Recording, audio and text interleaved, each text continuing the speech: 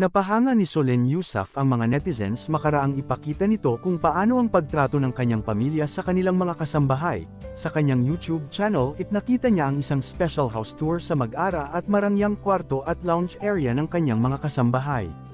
Talagang marami ang bumilib dahil napakasosyal at komportable nito. Malinis, moderno at elegante ang kwarto. Sa loob ng kwarto ay may sariling toilet at bathroom, may kanya-kanyang cabinet, may mga komportableng bunk beds. Sitting area sa loob, may water dispenser, blackout curtains at split-type aircon para komportable. Mula sa kwarto, may sliding door at access patungo sa outdoor area na mayroon ding pahingahan. Meron ding TV room or staff lounge si Solen kung saan pwede ring magpahinga ang driver at staff ng kanilang mga nagiging bisita.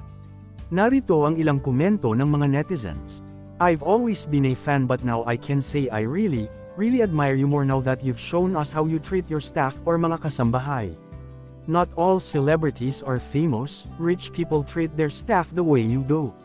You gave them not just a space for themselves but you gave them a space that is makatao. Napakasosyal ng staff room.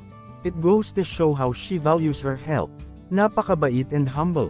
Diyan mo makikita ang mabubuting tao, yun kung paano nila treto at bigyan paalaga ang mga nagtatrabaho sa kanila. Very considerate couple."